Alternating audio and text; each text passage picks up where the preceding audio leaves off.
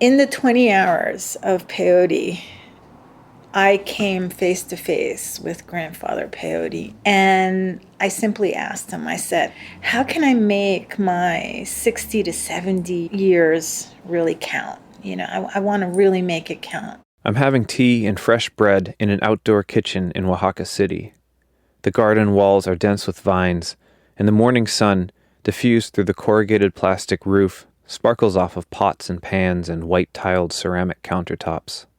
My host goes by the name Chenuve. It's a Zapotec word, referring both to clouds and to change. Chenuve is describing an experience she had many years ago with peyote, a hallucinogenic cactus, in which the spirit of the plant told her that in order to make the most of her life, she needed to build a community of healers.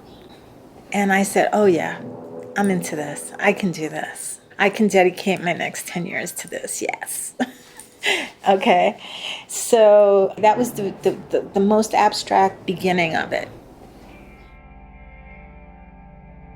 I am a certified neuromuscular therapist, but it's more than that. Healing is about wanting to be healed. This is something I saw since childhood, working with other healers, with other shamans. They would say, so why should I heal you? Though she goes by a Zapotec name and practices mushroom healing indigenous to the mountains of Oaxaca, Chenuve is not Mexican. She grew up splitting her time between New Jersey and Alaska, and first came to Mexico in the mid-'80s to study. I am not a traditional healer by race. Exactly, I'm 20% Taino, okay? So it's not like, I don't have any native blood, obviously. But I also have Afro-American blood. I also have Spanish, and it's all in my genes, right? What is sacred is maintaining this balance and receiving what the universe sends to you, even if it's uncomfortable. During the pandemic, Chenuve was handed something pretty uncomfortable. I should mention that in addition to being a massage therapist and now a psilocybin mushroom healer, she is also a professional psychic. She was doing a psychic reading for a client and got to telling them about her peyote experience. The next day, she called me back and she said, I just met somebody on a dating app who's in Panama who wants to come to Oaxaca to start a healing center. He's a businessman. Should I connect you? And I said, oh yeah, sure, no problem. Well, that's how it started. He started sending me all kinds of information about mushrooms. All of it was focused on psilocybin. And he's been really moved to create a center, a very elite center for mushroom therapies. And he wanted to come to Oaxaca to do it here.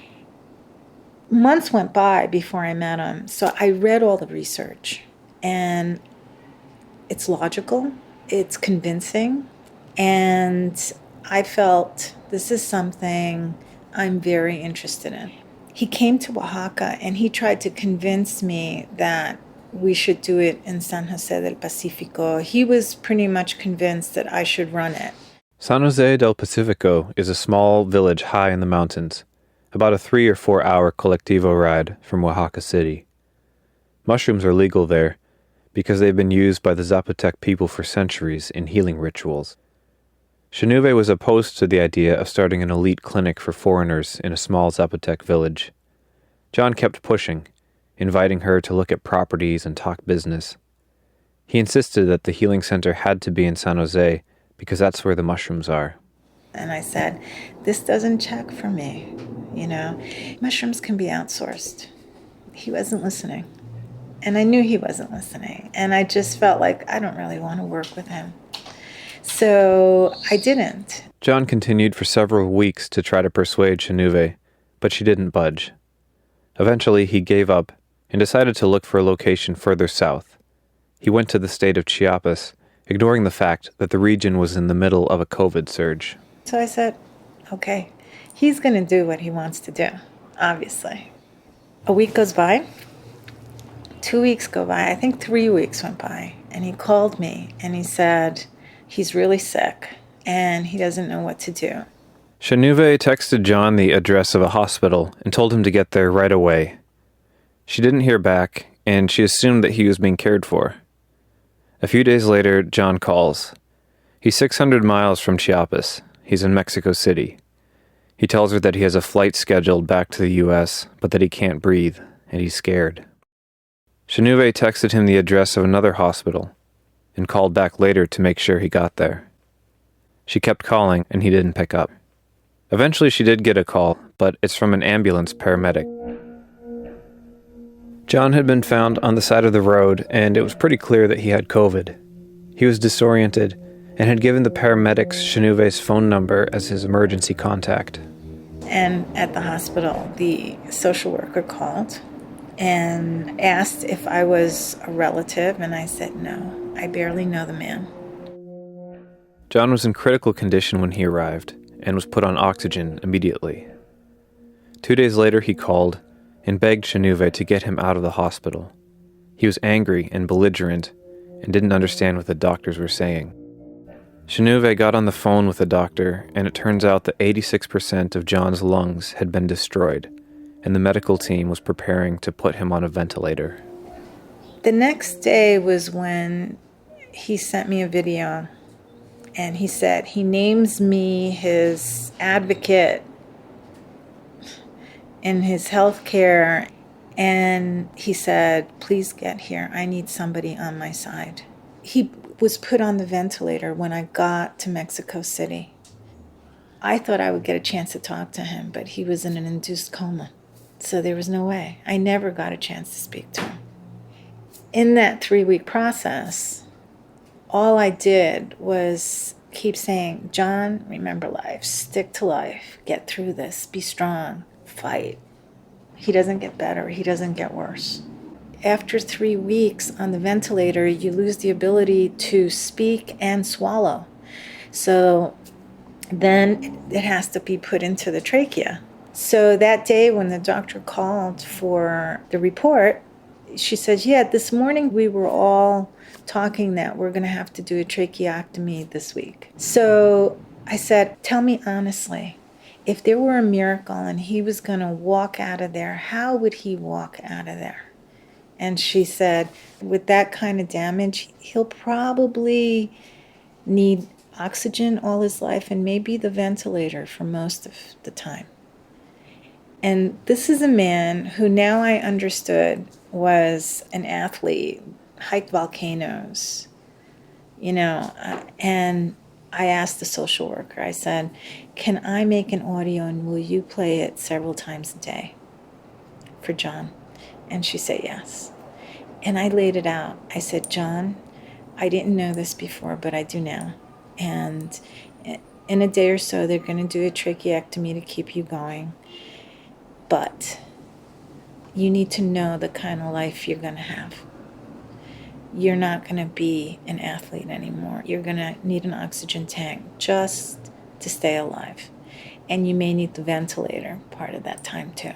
And the 86% damage in the lungs has made your lungs tissue paper. They can't transfer oxygen.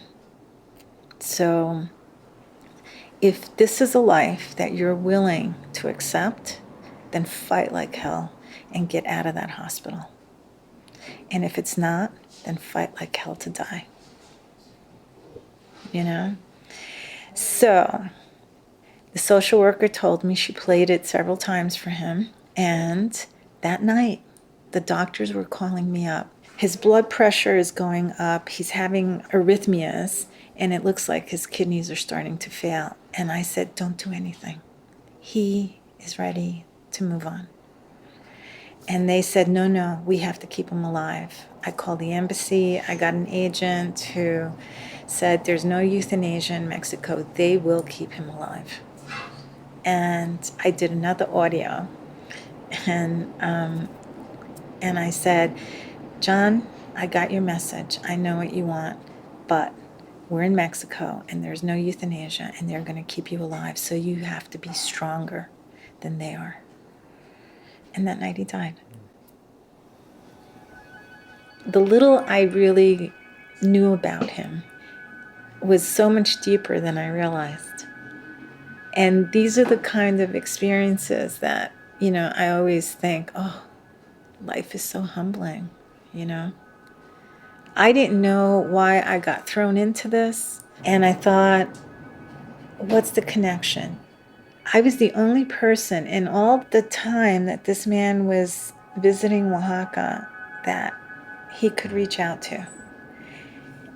And this is the story that he's created for me, And I think, what can I do with this? I got back and I was even grieving, it was a very complex situation. And I was talking with a client who I told the story to, and she said, I'm microdosing. I said, you are? Huh. Where do you get your product? And she told me. And then it turned out it was somebody I knew. So I got in contact with the person, and he's preparing the best product. Everything is perfect. So when I do a mushroom journey for my clients, I always thank John.